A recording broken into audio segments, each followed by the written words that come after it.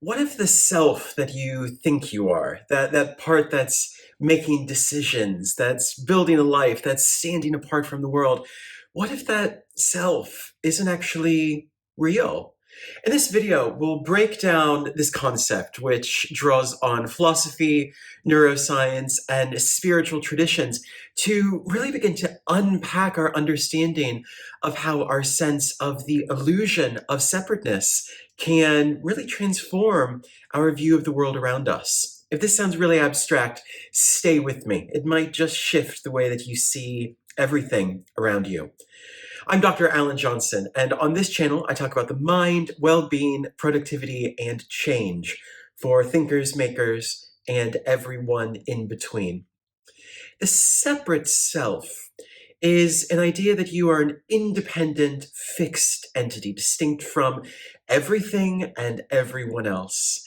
And it's that little voice in your head that says, this is me, this is not me, I am separate from the world around me. That sense of I-ness, or ego, to use the Latin word for I. But where does this sense of separateness come from? And what does it mean? Is it real? Is it an illusion? Well, these are questions that humans have been pondering for thousands of years and continue to explore up until the present day.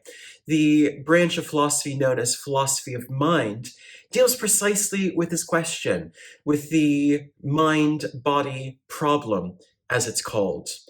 And even as neuroscience is telling us more and more and more about the inner workings of the brain, there's always fundamentally going to be a philosophical rather than purely biological exploration of this question, if not least because of the fact that it is us thinking about the nature of thinking about the mind that we're really dealing with here. From an evolutionary perspective, the sense of self, the sense of I, the sense of ego, probably developed as a survival mechanism. So early humans needed to distinguish from me and not me in order to avoid threats and to build social groups. And of course, all animals do this, and humans do this early in infancy when they begin to distinguish between themselves and the other. So there's a certain amount of survivalism built into this need to see us as different to those outside.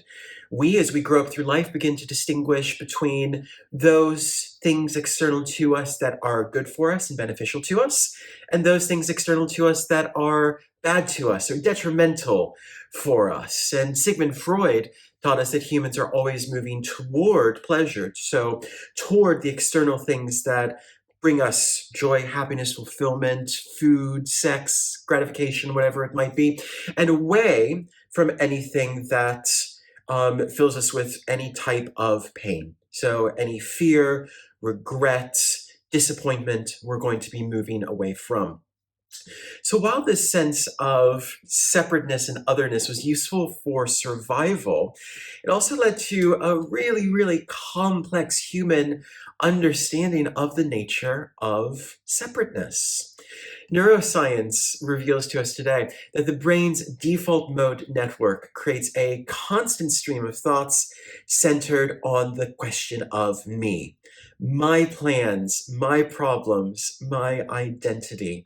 So in many ways, our sense of I-ness is really just a peculiarly consistent story that the pathways of our brain tell us or create a sense of telling us. And over time, this mental activity strengthens the illusion that we are a completely separate self by creating a narrative about who we think we are. In Buddhist philosophy, the self, conversely, is seen as impermanent and ever-changing, like a river flowing and clouds shifting.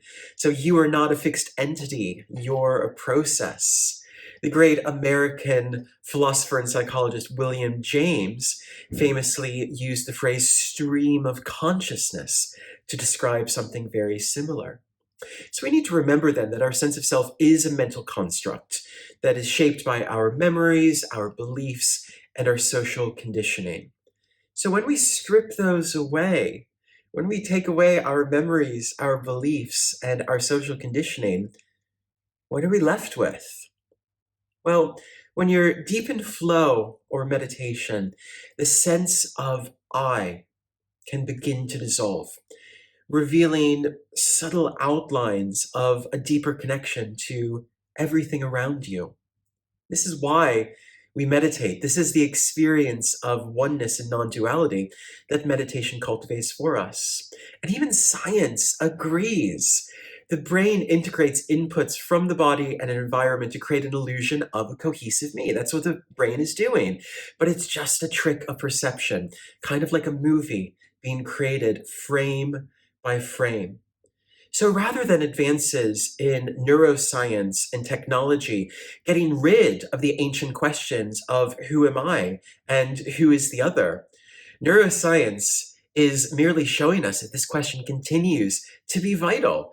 And it's a question that's not going to have an answer. It's a question whose answer is perhaps simply the questioning of that answer.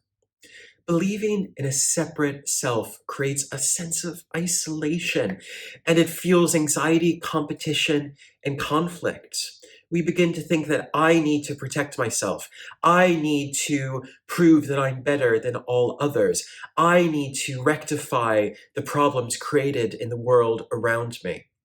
So, this question about the illusory nature of the sense of self or I is vital because it's at the heart of so many of the psychological challenges that we face in our postmodern world. Senses of despair, depression, anxiety, disconnection, an overwhelming sense that the world has become so polarized that there's no real hope of a future ahead for anyone. This belief in our complete separateness from everyone else also makes us feel completely disconnected from the natural world. So the current climate challenges that we're facing and the need for humans to pivot toward a more sustainable future again remind us of the importance of evaluating how we understand the sense of I-ness in relation to the sense of the other. When you begin to realize through a meditative or contemplative practice that the separate self is an illusion, life really does begin to feel lighter. You begin to see yourself as part of a larger whole, deeply interconnected with everyone and everything around you. It brings this real sense of peace and freedom without the constant need to defend or build up the self. And in that way, you get to really experience life rather than just experiencing through that lens of me versus the world. This is what meditative practices are cultivating.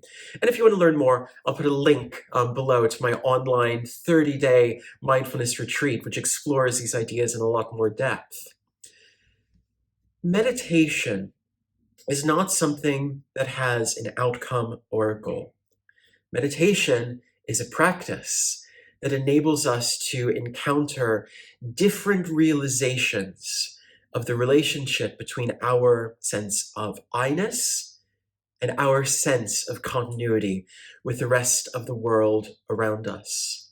These questions of who am I or where is the self located begin to emerge through meditative and contemplative practices, not in logical positivistic modes, but in contemplative subtle ways of being.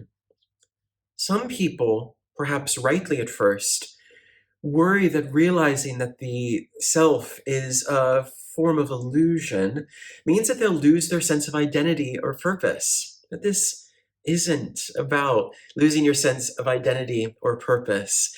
The questioning and contemplation of this very dilemma is perhaps part of what it means to be human. It's about seeing that we are not separate from everything else. When we are stuck in a traffic jam, and we are getting angry at all the cars around us and the delays, and maybe we see those red brake lights in front of us constantly going off as we aren't really moving much further forward. What we need to remind ourselves in those situations is that that traffic jam isn't something external to us. We are part of that traffic jam. The car that we are driving is part of the jam that's causing delays for everyone else. And it's a really simple, really basic image to help us think about how we are connected to all aspects of others and the world around us. We are not just the individual driving the car. We are either speeding down that highway with the other cars, or we are trapped in the traffic jam with everyone else. I talk a lot about this mind-body question on this channel.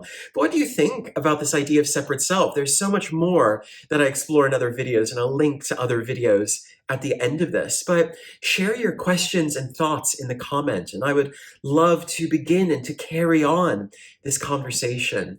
And if you enjoyed this video, don't forget to like, share, and subscribe as we continue to move further and further into this ancient and profound question of the nature of self and the tools and practices that we have inherited from the past into the 21st century that will serve us well in living the fullness and richness of our own lives. I'll see you next time.